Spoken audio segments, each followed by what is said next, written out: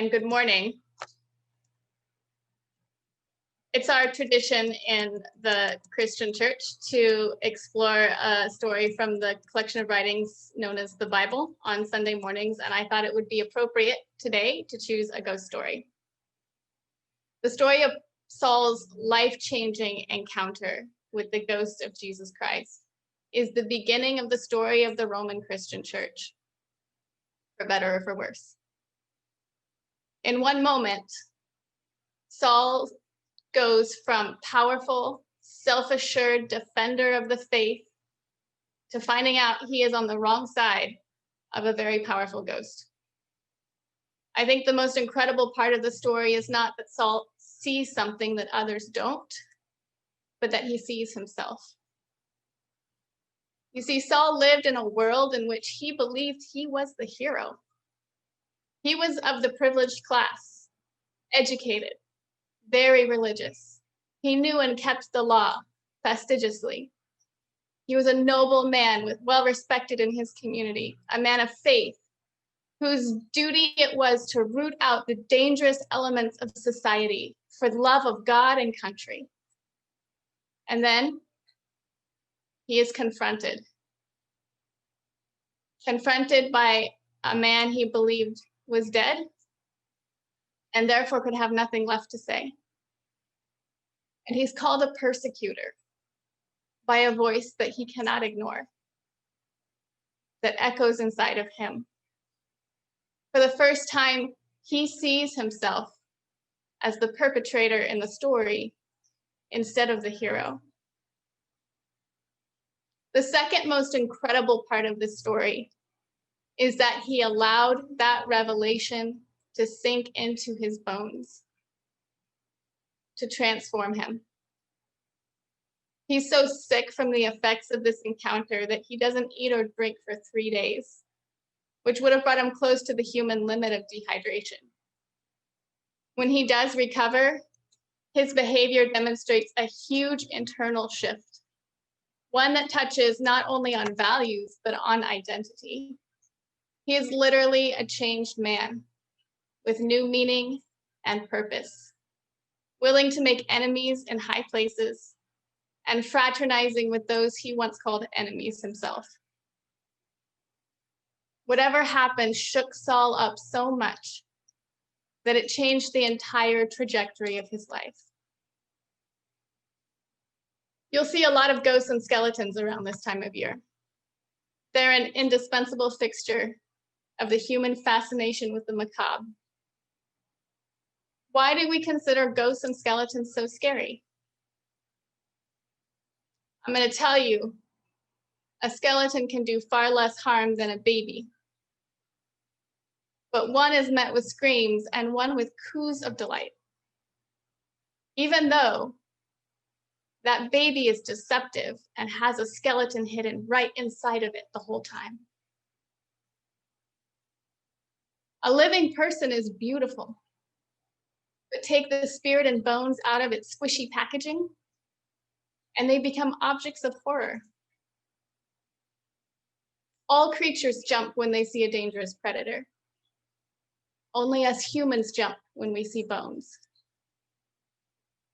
Why? I would argue that it's not the objective reality of the bones or ghosts that inspire fear.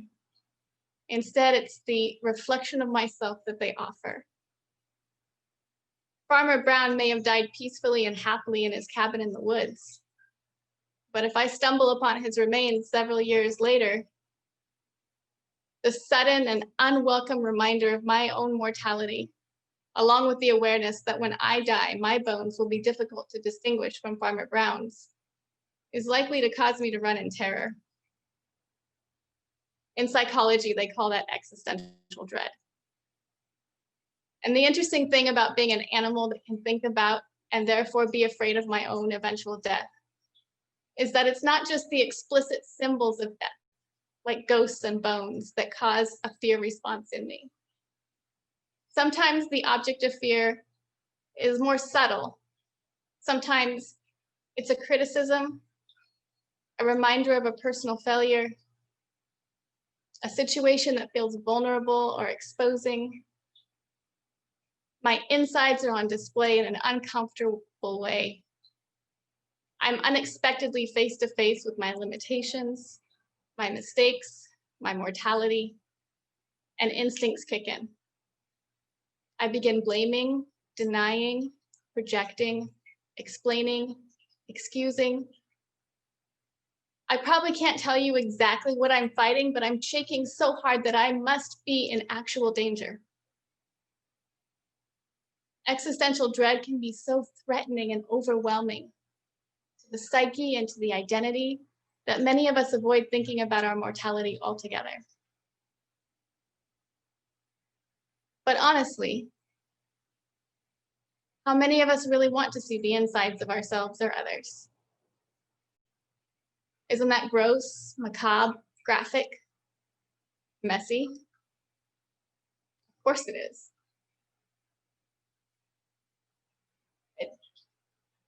If skeletons are gross and creepy, what does it mean that I have one inside of me right now? And what if I also have other things inside of me that are far more terrifying, like anger, resentment, self-destruction, the power and capacity to hurt others, desperation, ignorance, unrealized dreams and potentials all locked away inside this skin that is well showered and groomed. Saul found the courage to look into the mirror that the undead Jesus held up to him. He took a look at his own insides, and it was not flattering. It was messy. It's terrifying to see oneself and be seen by another on the inside, to have one's bones exposed. It made Saul physically ill, and then it also freed him from the fear that he was really running from, the fear behind his murderous campaign. And it gave him a new life of meaning and purpose. Now, Saul's new life was not perfect, and it was not beyond reproach. He continued to make mistakes and to grow for the rest of his life, and some of us wish his life had lasted longer so he could have grown more. But from the perspective of 2,000 years, while it's easy to see places where Saul still fell short, isn't that just part of being human?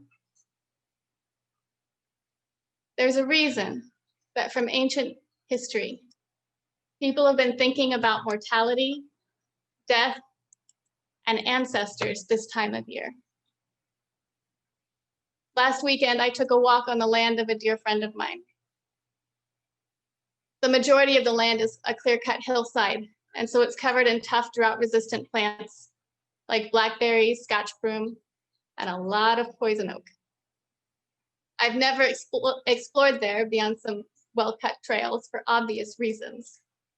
The poison oak is very successful. However, this time, I was pleasantly surprised to find that the land was different. The poison oak had died back so much that it was easy to follow a deer trail along the hillside. I saw the land in a new way, met groves of trees that I didn't know were there. Winter reveals things. It strips things away. Paths open up that would not have been passable during the summer.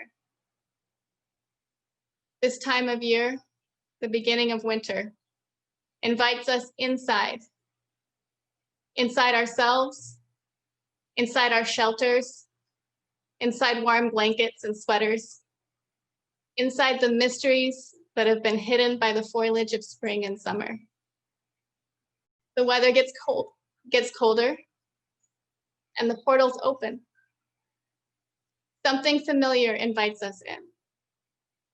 It becomes possible to see through trees, to walk on water, and to preserve food without the modern wonders of refrigeration. It's no wonder that our ancestors believed this was a sacred time. The constantly changing world of the sun slows down Time seems to stand still. The two worlds move closer together, and the outside starts to look more like the inside. This liminal time reveals the bones of the world, and also our own if we're willing to see them. Perhaps the ghosts of those who have gone before will also hold up a mirror for us, and we will have the courage to look. Can I stay? Look at my own bones, feel the knot of fear in my stomach without looking away, and let the seeing transform me. We honor our ancestors today because even though they were not perfect or immortal, their lives, their contributions, and their stories still matter. Everything we have and enjoy, including our own lives, is because of them. And they also made mistakes. Sometimes what they left behind includes wounds as well as gifts. When I make peace with the bones and ghosts of my ancestors, I see that I am also not perfect or immortal, and that's okay, because my life also matters, messy as it is. My contributions matter, and my stories matter. So when you pass that plastic skeleton in your front yard, or maybe in your neighbor's yard, take a moment to stop. Take a good long look at it until you can see yourself and your ancestors also standing there, reminding you that you're more than skin, that you have an inside that you can't see yet, but will one day be exposed. It might be messy. It might even be as messy as Saul's misguided crusade. But messiness is part of being human. So let's allow this season to hold up a mirror. Take an honest look. Roll up our sleeves, pick up where our ancestors left off, and get to work.